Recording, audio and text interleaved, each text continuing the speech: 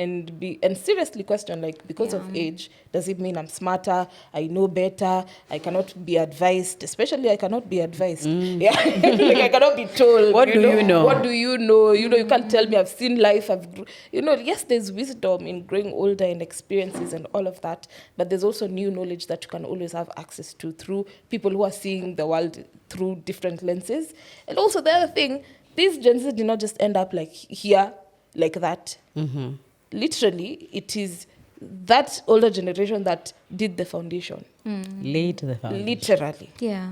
So what they're seeing is a fruit of their labor as well. Wow. Yeah. Because at the end of the day, who took them to schools that had mixed people from everywhere? Older generation. Is it not them? Yeah. So the notions, the perspectives that they're ending up having now is as a result of the things their parents, the people that supported them, the places that they put them, and allowed them to see the world in very different perspectives and very different views. Yeah. And then now you're telling them, actually, no. Akwendangi hivyo. Yeah. Like, what do you mean, and also the fact that we can see the entire world like on our screens nowadays, and we're seeing other states doing what we're doing, what we want to be done, and seeing the success of it. And to me, I'm like, this person in Sweden, this person in wherever they are, am I also not a person who should be able to have a dignified life on this planet? So for me, I feel like it's just a matter of time. And I hope this episode brings some form of light that we can actually learn. And if anything, we can learn a lot more from people that seem like they can't teach us anything. Yeah.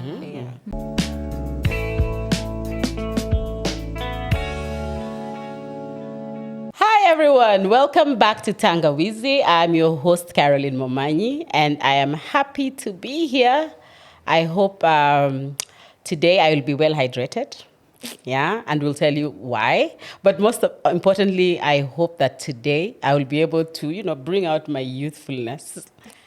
Disclaimer: I'm not young, so yeah. You're young at heart at least. Welcome to the podcast, everyone.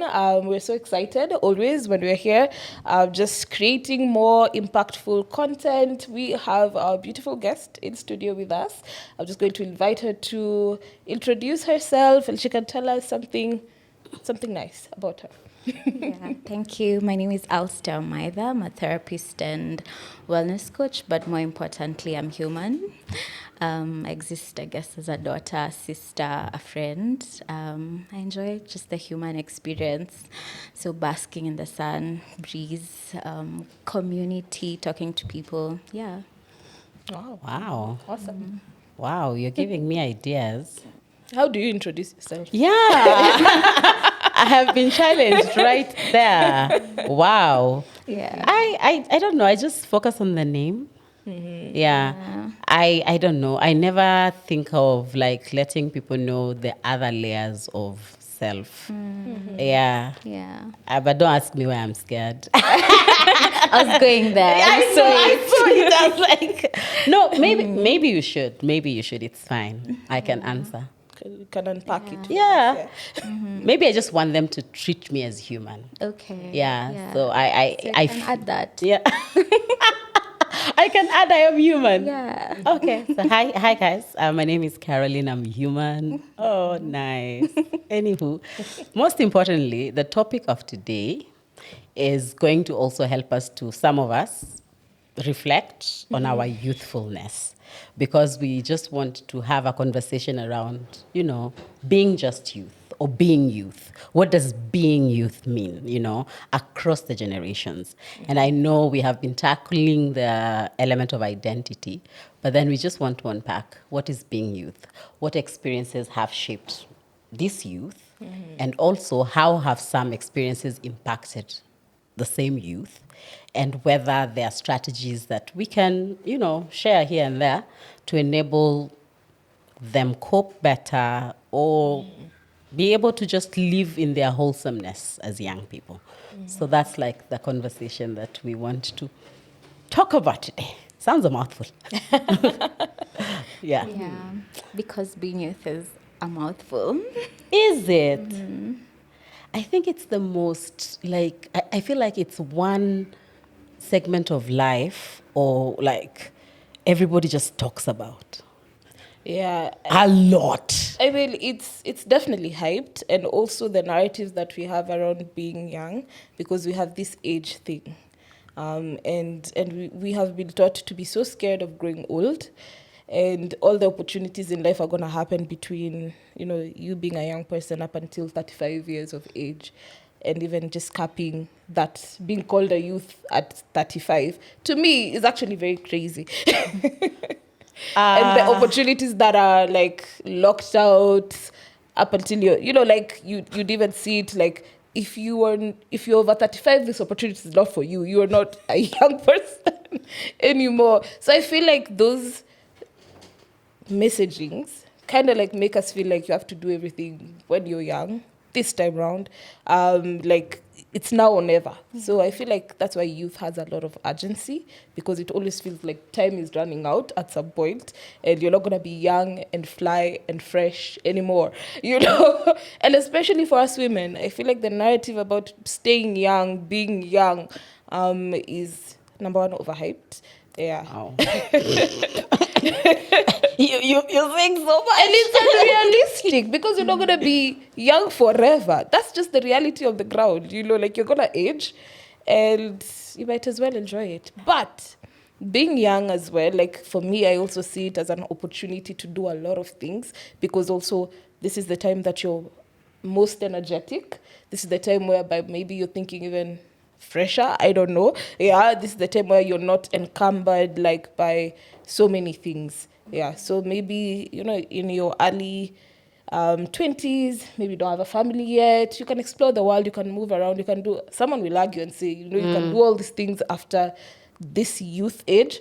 But then again, when you're doing it before you've left the youth mark, then there's the argument that it's easier, it's less burdensome. You can always pick up your stuff and go do something new with your life. So I feel like the youthful experience has a lot of hope and a lot of fear at the same time. Yeah. You've said things that are triggering all of us. Yeah, I could relate a lot to what you're saying, the expiration of youth. By the time you're getting to that, you almost feel like 35 is coming and my youth is expiring. Yeah. But I see youth as a liminal space, like you're no longer a child, and I guess you're moving into your older years. A lot of complexities are involved when you're young, because you're coming into yourself, you're coming into more autonomy, you're defining yourself a lot in your youthful years as well. So I see youth as quite a complex season, but also one that's filled with, quite a lot of beauty, because you're unlearning, you're relearning, you're just defining yourself within that stage. As you're all sharing, I'm thinking also that we need to widen our scope when we talk youth and the things that we throw out there, because again, youth is not homogeneous, As you're sharing, I'm like, there are youth who would never think of even traveling within the that age that you have mentioned, because of maybe their geographical location, their economic situation, whether their rights are respected and they are accepted, So I think it's also that even as we are talking about youth, we also remember that they come from different backgrounds and they are faced with different realities, But as you're sharing, Wamaitha, I'm feeling like, so do these youth even know that is what they have? You, when you're embracing youth, or now that you are youth, mi si youth kwa hiyo age zimetajwa, by the way. So mutani allow me reflect. Did you know that is what youth presented, like discovery? Figuring out, how was it for you? And maybe youthfulness is not just an age, maybe it's a feeling as well. Yeah. Really? Yeah. Even for me, I refuse for it to be an age. Yeah. Not that I don't want to kuzeeka, but I definitely agree that who decided that at 35 you're no longer a youth? Yeah, I think it's just a textbook developmental Toll. stage. Essentially, youth Not is a resource. feeling. Yeah, maybe also resource, because again, if you have discovered yourself hypothetically and you've advanced in years, probably you know what opportunities to harness, maybe, and if you did take those opportunities, you wouldn't have the urgency to transition and allow others. So maybe that was, and it's a maybe. I don't know. I'm just trying to see, was it resource influence? I feel like it could have been resource influence, but then again, I argue on that because there's this element of vitu zinaisha, or there wouldn't be enough space for all of us, or these opportunities are very, we need to. I mean, I would like to have a different view on that. These opportunities are not going anywhere. They are available to everyone. But to go back to the question you asked, how did I feel when I was young? Did I feel what Wamaitha is talking about? Honestly, I didn't. I just felt like I am in a maze, and I'm trying to figure out so many things at the same time, and it's so difficult. And right now, when I'm close to leaving the youth bracket, is when I'm like, damn, there's so many opportunities as a young person. Youth is ice cream. Youth is ice cream. If you don't, if you don't eat it fast, it just melts. And you're like, then when you're on the other side, every application, every opportunity just feels like, hey, door closed. But I also refuse that narrative because I also want to live a life of abundance. Like, these opportunities are out there for everyone. So I will. But the answer is I was confused. I didn't know what I was doing. And there wasn't much direction offered to me. In terms of what I should be looking out for. Even the people that said, read, go to school, that's all they said. They didn't showcase all these opportunities for young people. So that was my experience. Why do you say was? I thought you are still youth. No, because right now I'm enlightened. Kimlango kinafungika.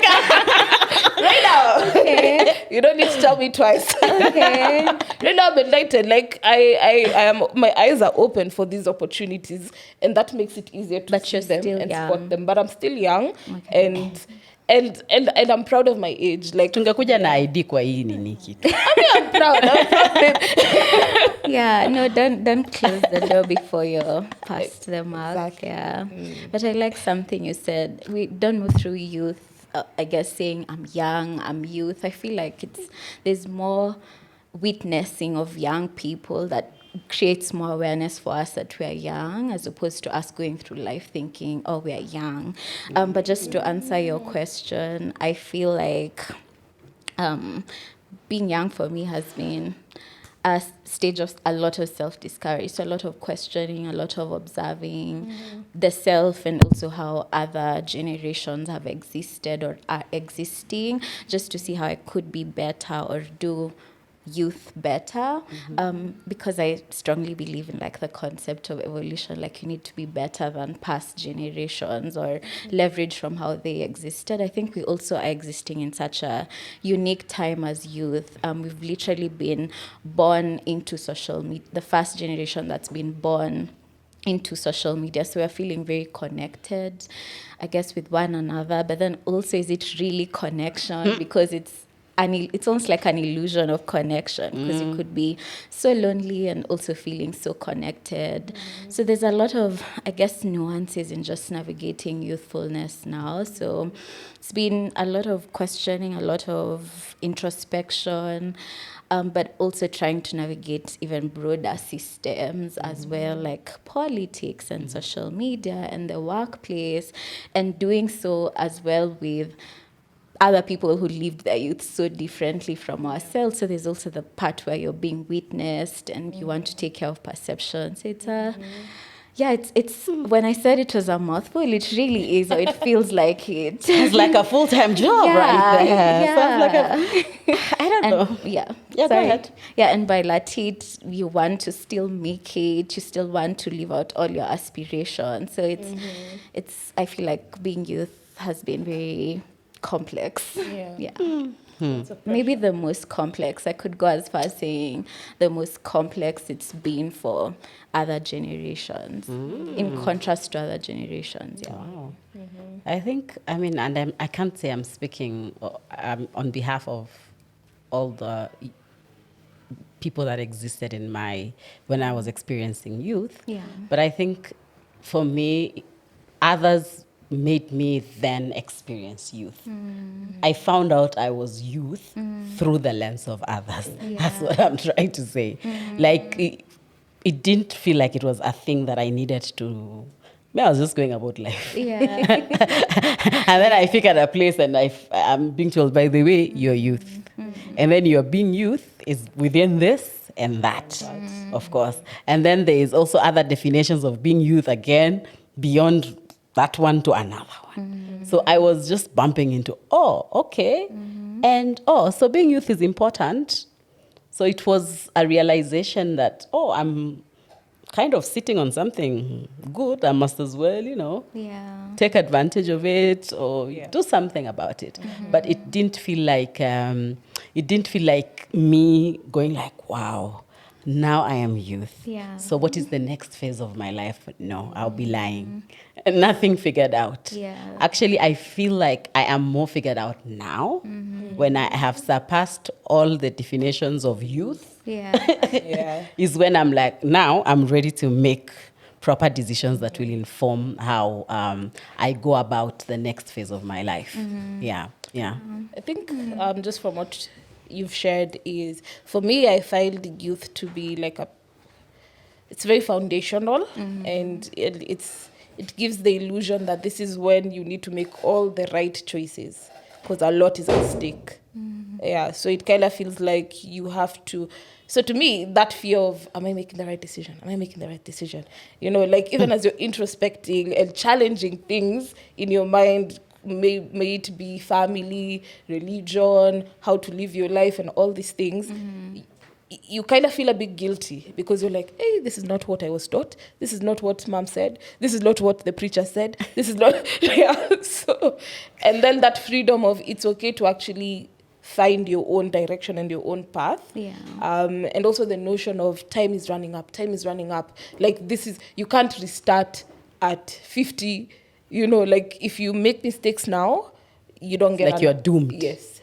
So it was that feeling, and I get it. I understand that perspective, but I also feel like it also robs someone of the ability to just be able to be as creative and to make the choices without the most burdens that probably would come when you're 40 or when you're 50 and all of that. So so to me, youthfulness has been that thing whereby you're like, yeah, it's nice and good, but then also there's also pressure on the other side.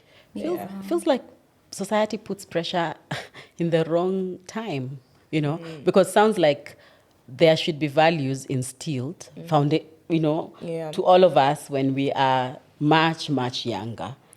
That by the time you're youth, there shouldn't be a rush, this is like, even our parents are still making critical decisions. In their 50s. Their 60s, yeah. Yeah. So I don't see why. I don't know. Maybe Wamaitha, you can speak to youth now in the different generations. Yeah. And it's something that we spent some time unpacking, and we had amazing people telling us, what baby boomers were when they were youth. And millennials, we were here, we confirmed. Yeah. And Gen Zs also were here. Yeah. So like that one. We like that one too. Yeah. So in just context of what we are sharing today, what do you have to say about youth in those different generations? Yeah, first, I love hearing you reflecting on your youth, because I think one of the joys of being youth is we have so many reference points now from people like yourself and like just older people talking about what it means to age and also what it was like for them to be young, that we can, like, it's easier to not learn from experience or make mistakes because we have people we can reference now. So I think there's a lot of joys in being youth. I know we've talked about the complexity. I just wanted to throw that in there. that we live in an informational world, and now I guess there's a lot of joy in just being young. So being young across generations, so I have the privilege of working with people who are currently young and who are millennials like yourself. And it's, part of the therapy process is we get in touch with what youthfulness look like for them. And I also am very curious and observe why people are the way they are. So I've been observing what youthfulness has looked like for different generations. I would say for Gen X, which is the generation that came before millennials, I feel like they were raised in very simple ways. Like they'd eat food in their backyards and they'd wake up and I guess maybe walk to school, and school was relatively new at the time as well. Life was simple, life was good, people were content, and then colonialism came in. So they experienced being young at a time where there was a lot of fear, a lot of structural violence, and it comes very close home if you resist at all. And I feel like that heavily informs how they exist now as adults. Given that youth is a very formative time. For millennials, I would say, so their parents are sort of now moved to the city, and parents have moved to the city because they saw the white man and the kind of lives they were living, the cars, the houses. They have new aspirations of what success looks like. So for the millennial, they're just building off of what their parents were trying to do, which is make it. So I think they resisted. I would say millennials sort of planted the seeds to how Gen Z are now existing in terms of political resistance now. I think we're talking identity, and when you think identity, the self is also informed by other broader systems, one of them being politics. So I'll speak mostly in that line. So millennials were resisted, but then they would cope like their parents. I think that has, however, helped Gen Z because now we have privilege to just, I guess, stay home and think and, I guess, just be comfortable. But you brought up something that I don't want to forget, which is youthfulness looks very different. Not everyone, maybe I'm speaking from privilege, so not everyone is experiencing youthfulness in this way, but I would say maybe because we even saw the discomfort millennials were feeling and that they were talking about when we think politics, then we've been able to sort of build off of that. So I'd say millennials as youth were observant, but then they borrowed a lot from how their own parents were coping. I think for Gen Z, it's been more observing and acting and seeing what change looks like for them. I feel like we feel like we have more permission, more choice, more ability to impact how a lot of things exist, whether it's how we exist in the workplace or what political systems could look like for us. Yeah. Well, I have never thought that it could be, one generation kind of looking at, okay, so if you guys are laid back, what if we are more, in the forward part of things, like, what's happening, we can do it. Because every person, or rather most of the people that look at the different generations, they always want to show the difference. Like, you guys were just quiet. So you guys sit down and let us who have decided to speak. What kind of thing motivates people to, or the different generations to kind of stamp that? Like, us guys are different than you, and you guys were just worse. And like what you're saying, that it's a build on from one to the next. Yeah. I know I'm bringing that on that way because also when you talk about the workplace, that's the kind of temperature that you also see. That whenever there's a youthful surge, then the older people there feel like now you are coming to take over. Yeah.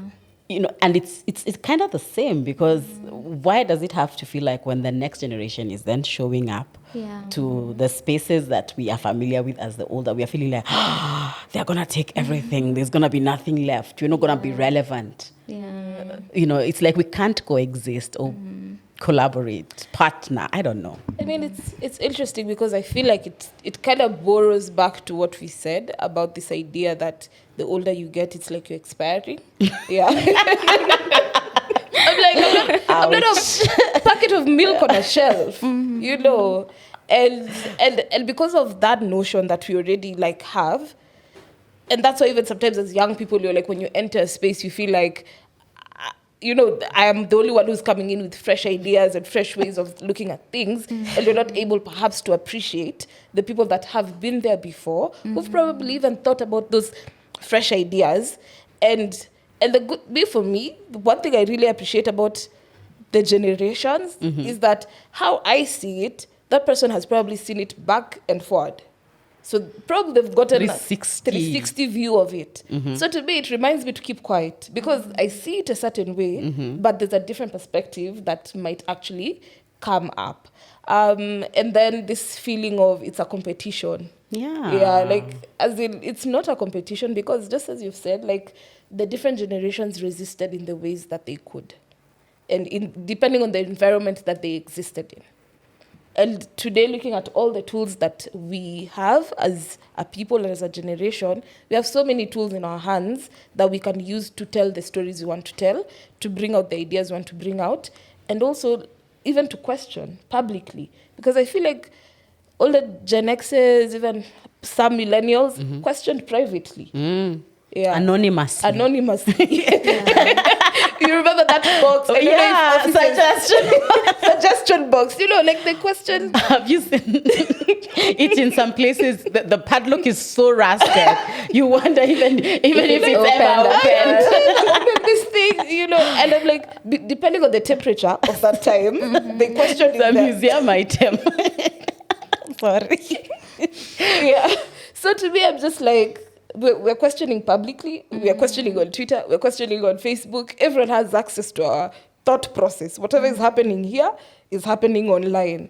Even Mark Zuckerberg, what's on your mind? Already. and we spill what is on our minds, right? And, and that perspective actually just shows me that, you know what, these people, just because we're questioning publicly, it doesn't mean they didn't question the systems. They didn't question how things are being done. Am I seeing more audacity? Definitely. For me, it's this audacity, this resisting. This audacity. How then is it impacting you? Because you have been able to see how it has, our lack of resistance has impacted us.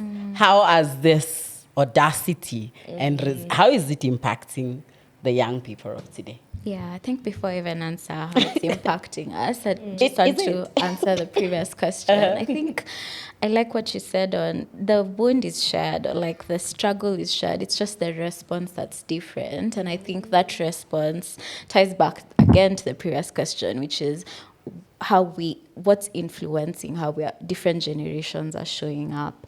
So older generations were afraid, so now it doesn't make sense that, how dare you be that audacious. Political systems were this, I guess, out of reach thing and over there kind of thing. How dare you think you can influence, I guess, a broader system. So I think the wound is shared, or the struggle is shared, the response is what's different. And I think also how we're existing as youth is triggering your own youth as well.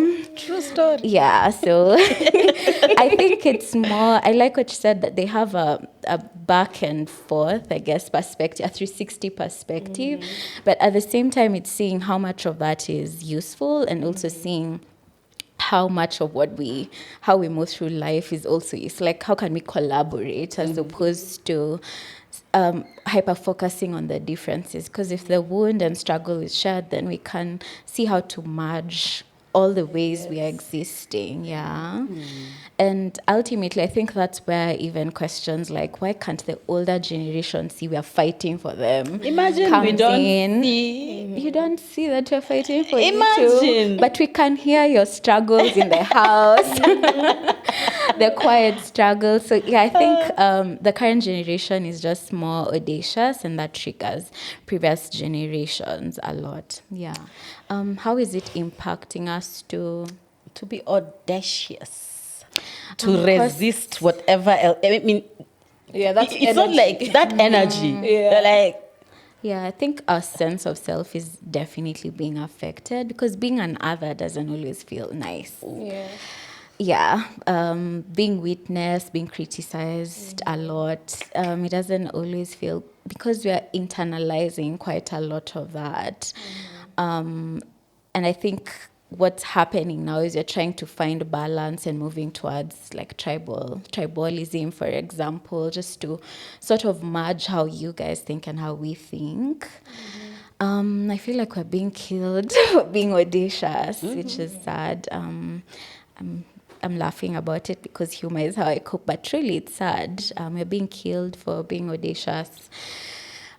We are being victimized as well. Yeah, we're being victimized. We're carrying a lot of fear in our bodies as well when you get a foreign call or when you say something. So we're being silenced. So it's a lot. Yeah. It's definitely a lot. Yeah. You know, as you're talking about that impact element, you even feel some somberness in the air because it's so real. Yeah.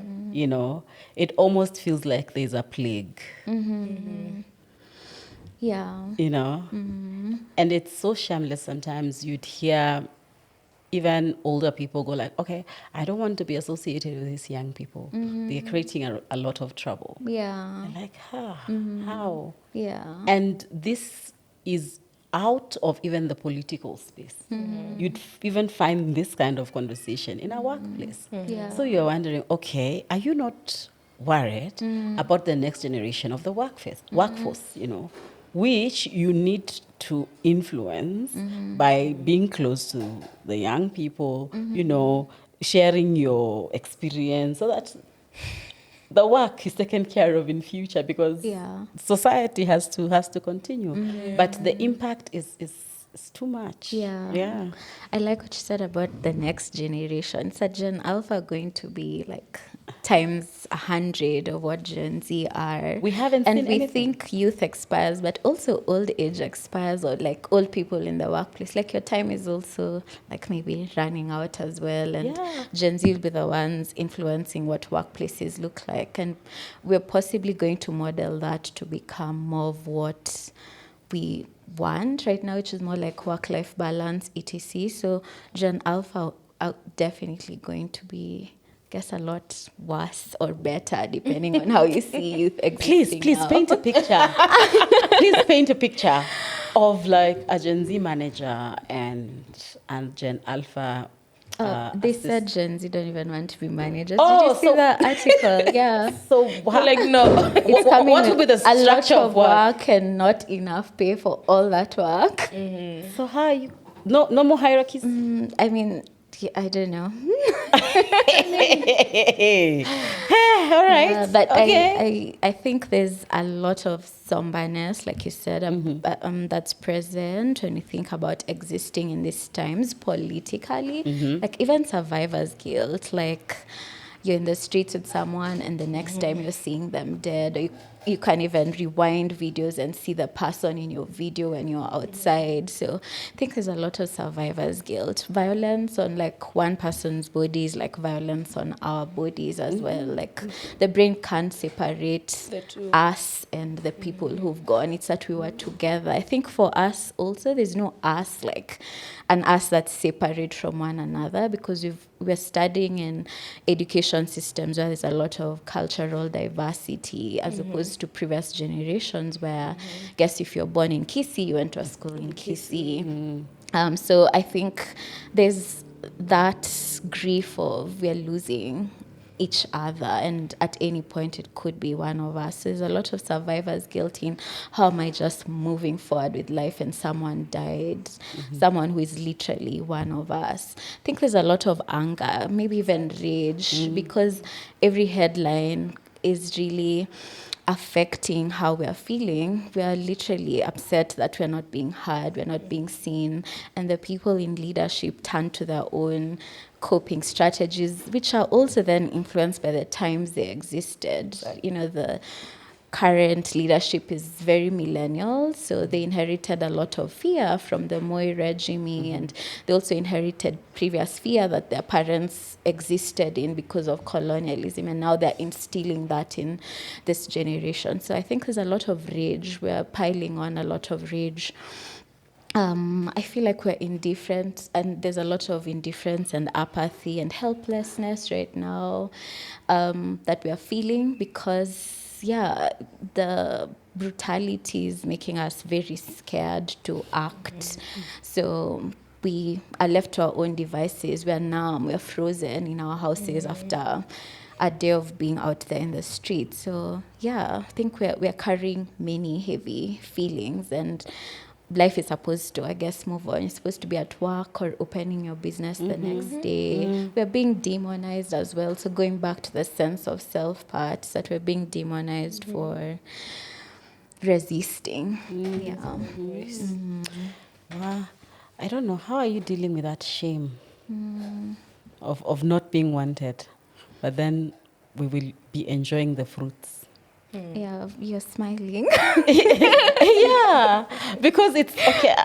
I'm also maybe copying. Okay, Because it's disgusting. Yeah, That's true. we will enjoy the gifts that you present, but we want to shame also you. want to keep you Yeah. at a distance. Yeah. I think it we don't was- want to affiliate. You know, we don't want to be seen like, do you know those people? Me, I don't. Yeah, I think it's collaboration, like just seeing that. I think we want older generations to unlearn as well, like seeing that the struggle is shared to support us as well. And to also see the vision we're working towards. But coping can look like community. I'd recommend a lot, just being in community a lot, like rant as much as you can about how unfair things are, but also community to sort of point to each other during this time. But I know I'm going more political, but this I mean, that is the also- reality. It's the season that we are Okay, in. alright, Yeah. yeah. I think if we were to write a book Okay. that would be used 10 years after the time we're in, most of the referencing will be within this. So I think it's fine. It's okay. All right. Yeah. So I also recommend a lot of movement as well, because like we said, this energy is just stuck in our bodies. It's like sitting, I like giving COVID as an example. It's like you're sitting in a prolonged period of stress and not knowing what the outcome will be afterwards. So I'd recommend as much movement as possible, because the body is feeling unsafe right now. So when you move, you're reminding your body that it's safe now. Like, I mean, it's safe right now in this minute. You're bringing back safety into the body, especially where a lot of violence has been meted on it. I'd recommend therapy. I think therapy, yes, can feel very out of reach, but there are a lot of free therapy resources out there. We also live in an informational world right now, so there's a lot of therapy information out there that people can use. I recommend that people turn to their creative outlets, art, music. I think that's how people have coped in the past with revolutions and uprising. Turn your rage, all the feelings you're carrying, into a creative outlet. Yeah. I think for me, just it's so interesting because of how we've defined youthfulness. It's supposed to be this light season. Yeah, and now we are like... very light. You're supposed to be light, just existing, enjoying. Yeah. Almost zero responsibilities. Yeah. And then now there's this thing, and also we had a conversation on the values that young people are showcasing. And it's like when you go into an office and you see like all the values they've put on the wall. Those ones are for the accreditation process. You must learn how to separate things. And then young people are coming in and they're like, actually, this doesn't exist, this doesn't work, this doesn't work. Yeah. Or show me how this works. Yeah. Like we can't be saying this is what we stand for and we are living differently. So to me, I'm also seeing an evolution of values. People who stand more on their values, who are willing to do the work as well, other than just saying, okay, as long as we're making money, that's good. Yeah. But young people are saying, okay, we're making money, but what type of environment are we creating for ourselves and even for the generations that are going to come in? Yeah. So the questioning there, I feel like it was meant to happen. This is something that should have happened a long time ago, and right now, because to them also they're like 1 + 1 is not giving 2. Yeah. Yeah, it's it's giving less. Yeah. It's giving negatives. So Math is not mathing. math is not mathing. So I'm also appreciating that, and also I feel like even for me, perhaps even as a young person, I'm like, yeah, it's very heavy, but I'm also like, I am excited to be alive at this time, whereby we can actually live out attributes that we say we have. Yeah, you can actually say, I value integrity and this is how I show up. With this value in my life and demanding it in the spaces that I exist in. Yeah. I like what you're saying, but the thing that came to mind is very dark. So, guys, I'm fine. Before I say it, but I when you're saying that, what came to mind is that I think this is the only time I feel that we're losing young people, and those young people that we've lost, when you think about them and when you think about their tombstone, it's something that you read and you revere. It's true. Like here lies a young person that is brave, that is outspoken, Yeah. that is courageous, that is walking the talk, so it's what a time. Yeah. Yeah. I think young people are also looking at the cost of what it will be if things don't change. So the inequality, you talked about the people who, I guess, don't feel privileged at present. It's at the cost of the inequality will only become more if this resistance doesn't happen. So the loss is definitely hard to go through, and it's definitely painful to witness one another lose lives, but we're essentially fighting for us, like regardless of background, regardless of wherever we are, we just want systems that work for all of us to achieve our highest, fullest potential. That is true. Yeah. I'm just wondering, how do you, as a wellness practitioner, how did you get here?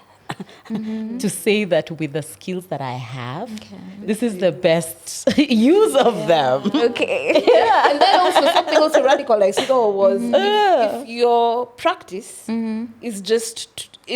does not touch on the social issues that people are going through, and you won't use your voice to speak up on these things, you won't offer that support during this time. So I was like, okay, then we actually don't need your practice. Yeah, You're irrelevant. Exactly. Yeah. So to me, it was actually such a breath of fresh air, because we can in all of where we work, we can all choose to walk close to the issue, but never get close enough. Yeah. So to me, I when I bumped into your work, I was like, wow. Yeah, I love that you choose to actually just speak on this, to be very open about it, and to provide the support. Yeah. So part of being a wellness practitioner, or like just a therapist, is that I feel deeply, and I just don't feel my own feelings. I also feel everyone's feelings, and it's not lost on me that we're feeling a lot of feelings, even if life looks like it's moved on, even if you can get close to things but not too close. It's that the micro moments where you're feeling deeply, and we can see that in the tweets, in practice, like in therapy. And I just wanted to lend my voice, my knowledge, my skills in saying what I'm observing from a systems perspective, because the self, I think a lot of people think they're self-made, but the self is complex. It's made up, there's nature influencing who you are, your family, but then there's also politics, there's school, there's economics, there's a lot of things that are influencing who the self is, and I just wanted to be able to lend my knowledge, my skills, help people understand. When we can understand things, it removes a lot of ambiguity around what we are going through. So I spend a lot of time observing, so I just wanted to use social media as a tool to share my observations and to also just help people cope, because we're in political survival now. So while your lives go on with work, etc., my work is to ensure you're well. Like I care that you arrive in 2027 when you're human, you're intact, your softness is still there. Yeah, where I guess a lot of people are trying to take that away in form of fear, violence. And I would just urge you to speak into that nice information. Like it was like 10 books in one image, where you are describing whattever is happening now. This is what is doing to you. Yeah. Just a little. Or as much as you'd like to. Yeah. Well, thank you for the compliments. I feel like a lot of life is emotional, even work, money, voting, everything is emotional. Like if you think money, it's not about just having it, it's the feeling you get from having it. If you think politics, it's not just politics, it's a reflection of values. It ties to your needs as well, like how a system's helping you meet your needs and become your full self. So where I come in as a therapist now is just to, I guess, support the collective to stay soft. And part of staying soft right now, I would say, is community. Like, let's be in community with one another. I see existing community now as taking shifts. So you don't have to feel like you have to give and give, or I guess keep sharing political stuff. It's that, how can I contribute my money towards, I guess, someone's bail who was arrested on Sabasaba, or how can I lend my voice here? How can I attend this event to continue growing my political knowledge? I think we see the resistance and revolution as just protest, but it's continuing. Like it's in every churn of information and the feelings we are carrying as a result of that information that will help us, I guess, in your decision making in 20. So, I guess my work is just to help people understand their emotions and cope with them. I have a toolkit on my Instagram that I curated for people to cope between now, for this in between. I think I really like just what she's talking about, and especially the aspect of softness. And for me, how I interpret that is not being desensitized, that this is okay, that we should just exist with it and be okay with how things are. And I appreciated her work because it also validated how we are feeling. Because I also find that as we are resisting and we're out there using our voices, the leaders are really invalidating us. So to find a space whereby actually they're like, actually, the fear you feel is real, the pain you feel is real, the hopelessness and apathy you may be feeling is real, the loss you feel is actually real. So to me, I feel like that allows us to get down into that space whereby you can actually just embrace your humanness. That actually, like, these things are not supposed to be okay in the world that we're living in today. So to me, I appreciated that because there's not so much of that we are seeing, and also in the energy of protest during that time. We have different voices. Others are like, you invalidating how you're feeling. Why are you worried and you're in your house and you're comfortable and blah blah blah. But when you find a space where actually, that trauma is in your body, you're feeling it, you're processing it, and you're expected to show up every day at work and work, you're expected to show up at home, and sometimes you're feeling low, you don't know why. You're not able to perform as you would, you don't understand why or what is happening to you. And therefore, even the resources you've talked about, like just community being able to talk in spaces. The other day I was talking to someone who was like, I'm so annoyed with this situation with Palestine and Israel and just what is going on there and what is happening there. And I loved it because they didn't invalidate my feelings. They were like, actually, it's sad. Yeah, they were like, you're in Kenya, we have another struggle here. So why are you feeling for people that seem to be so far away from you? But they validated the humanity of each and every one of us. And the fact that, actually it is good that we are feeling these things, because it allows us not to be desensitized to the things that are happening all around us and that are affecting everyone. I think the best part about how the generation at present is coping is just in the ability to hold dual feelings. It's you're carrying hope, you're carrying, I guess, possibilities, you're excited to move through your day, and you also get to get in touch with the other side, which is I'm still angry. Like, yes, it looks like I'm moving on, but I'm still angry and I'm still afraid. So I'd say keep exercising that muscle, the ability to hold dual feelings. So even when you're excited and life seems like it's moved on, create micro moments to still get in touch with what else am I carrying, what other feelings am I carrying right now. I like that, because the generation before had the urgency to wrap things under the carpet. Like, it's ntatu. If it didn't work, it's okay. Just we don't want to even conclude. No closure. Until then, somebody else steps on the dirt that is under the carpet and it pokes their their feet, and then they're like, oh, now it's still an issue. there. Now we need to amputate the entire leg. So it's good to know that it's okay to sit in those emotions.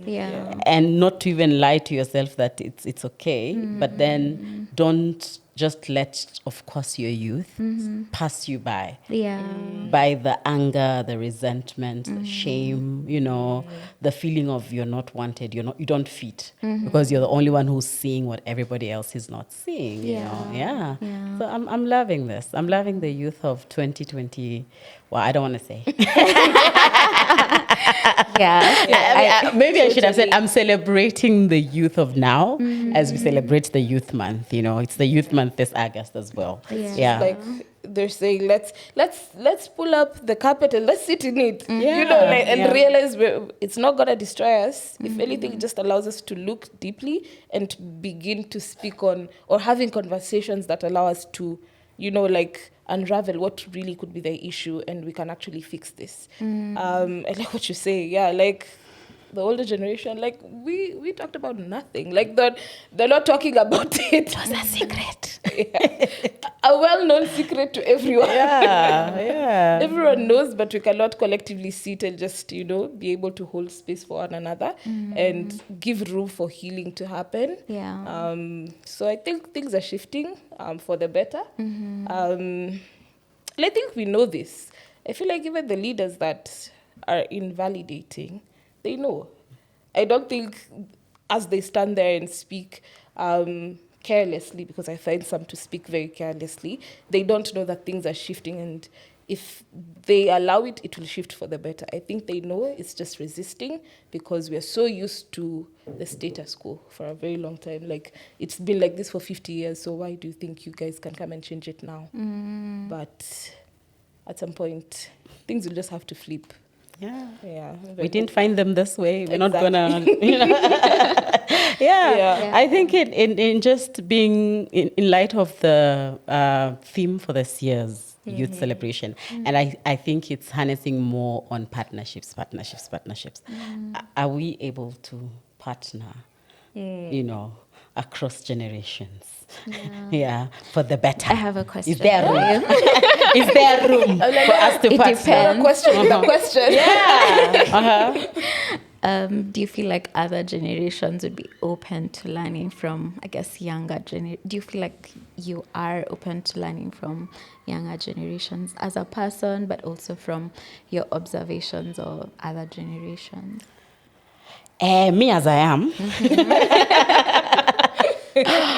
Me as I am. Yes, I am open. I am open to learning. Even when some of those learnings are shocking me, I'm like, hey?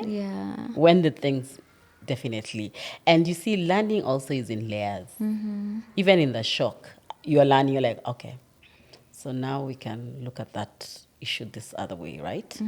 And even with the learning, there's resistance. Sometimes you're feeling like, no. Just hold on a bit. Yeah, just leave things as they were, Yeah. So openness is there. Resistance is also there. Willingness now is where the work is. Am I willing? Yeah. Am I willing to embrace? Am I willing to embrace this that I'm learning? Yeah. Yeah. So I'm personally, as Caroline, I'm taking it in small doses. Yeah. There are some areas I'm still struggling. I'm like, wow, this is too dangerous, guys. Yeah. Can we tread more carefully? We have a lot to lose, And really, all of us have a lot to lose, irrespective of the age. Yeah. Yeah. Yeah. Okay. I feel like it's possible to collaborate if you guys work through the resistance. Again, What was a trick question? life is very emotional, like I said. So I think it's asking what's being triggered, like what's happening underneath this resistance I'm feeling. Is it uncertainty of what it would be like to exist in this way? Literally, other generations are just coming to say there's a different way of being. This is possible. It's the same way you didn't have social media. Now you have social media. Imagine. And you slowly embraced it. So even with other... Did you say slowly? Oh, quickly. Can you also employ empathy? Are you sure? It's just, sorry. Surely. Yeah, so I'd say I feel like there is possibility for collaboration. I feel like we even want it when we say older people should come to the streets, or when we're trying to civic educate older people on why we need change. I think older people just need to walk through the resistance and start to see us and start to hear us and start to see the soul of what we're talking about, as opposed to critiquing and poking holes at the how. The how you might not always agree with, but then it's seeing the commonalities in what we're resisting and the shared wound. I think for me, there is definitely room for collaboration, but there's also a lot of ego in play. Everyone tends, and also the notion that we've been given as well. Like, as you age, you're supposed to be growing smarter, wiser, and all of that, which can be argued. It's literally something you can argue about. Yeah. So if you're able to work on your ego and be like, I'm in this space to learn. It doesn't matter. You can even learn from a 5-year-old. If anything, I believe you can learn a lot more from children than you can learn perhaps from adults, especially when it comes to a being, So I think once the ego, and as an older person, you are safe to learn and to hear from this young person and to listen to their perspective. And even because if you're not listening to their perspective, you cannot add to it. So it's a huge disservice at the end of the day. And then also the notion that because you're young, you don't know. So to me, I'm like, those are notions that we have as belief systems that we need to also like question and seriously question, like, because of age, does it mean I'm smarter? I know better? I cannot be advised. Especially, I cannot be advised. Yeah, like I cannot be told. What do you know? What do you know? You can't tell me. I've seen life. Yes, there's wisdom in growing older and experiences and all of that. But there's also new knowledge that you can always have access to through people who are seeing the world through different lenses. And also the other thing, these Gen Z did not just end up like here, like that. Literally, it is that older generation that did the foundation. Laid the foundation. Literally. Yeah. So what they're seeing is the fruit of their labor as well. Wow. Yeah. Because at the end of the day, who took them to schools that had mixed people from everywhere? Older generation. Is it not them? Yeah. So the notions, the perspectives that they're ending up having now is as a result of the things their parents, the people that supported them, the places that they put them. and allowed them to see the world in very different perspectives and very different views. Yeah. And then now you're telling them, actually, no. Akwendangi hivyo. What do you mean, and also the fact that we can see the entire world like on our screens nowadays, and we're seeing other states doing what we're doing, what we want to be done, and seeing the success of it. And to me, I'm like, this person in Sweden, this person in wherever they are, am I also not a person who should be able to have a dignified life on this planet? So for me, I feel like it's just a matter of time. And I hope this episode brings some form of light that we can actually learn. And if anything, we can learn a lot more from people that seem like they can't teach us anything. Yeah. Hey, Wamaitha, you get to have the last word on being youth. Yes. Yeah, I think there's still, to answer the collaboration question, I think older people also need to see success and achievement as not just, I guess, financial and, I guess, provision. I think you need to see other forms of achievement. It could be... there? Yeah. Yeah. Like what? I mean, that's a whole shift. I know. Like, complete. Give us two. To see if it makes sense for you guys. There's mental, emotional growth as a person. I think older people could see growth. Like, growth is not just, I guess, getting more paper. It could also mean change. Like, how can I, if I've existed X number of years thinking that this is true, is there a possibility that like other things are true? So I think that would create more openness for older people to then see what younger people are really pursuing. Because I feel that for older people, they feel like, yeah, if you have a job, you eat, you have everything in place, then why are you fighting politics? So I think older people could broaden their perspective on Abraham Maslow, and that's great. Yeah, like that's great. Already mshachi the first one, so let's move. For me, just to finalize this, because I don't want it to seem like we focus so much on older people, but also younger and I'm people. not representing older people, so so you stop looking at me like I'm representing old people as well. Let me just put it out there. Okay. Yeah, You're not there. No, guys. This must stop. No, you're not. Okay. But also, younger people should appreciate the wisdom that comes with older folks. The fact that they've been here. Some have even tried what you're trying to do and have something to add to whatever young people are trying to do today. Yeah. And sometimes they have that vision, like they see things that we haven't seen. And it's good to be quiet and listen sometimes. Yeah. Naambia mzazi anaongea sana. Exactly, yeah. Like, be quiet and listen and just find a way to navigate. I feel like there's always a way to navigate these situations. Yeah. And also don't invalidate other people's experiences just because you can't relate. Yeah. So the same validation we are requesting for is the same validation we also offer. Yeah. I love how you've ended that. I think I have a lot of empathy for older generations as well. It's not easy, the things you've had to carry. I think younger people could extend a lot of empathy and see ways to bring perspective to what we're doing in ways that are perhaps understandable for you guys. And I think ultimately it's not creating separation amongst generations. It's that maybe when we achieve this, we get to free a youthfulness in you that you're perhaps, or something you guys were trying to attain and couldn't. So maybe seeing the interconnectedness would also help us. Wow. Yeah. Thank you for closing it together Right. in the spirit of partnerships. Yeah. And we also want to thank High Class Water for hydrating us. I mean, this conversation was keeping some people who have been labeled older, but here we are.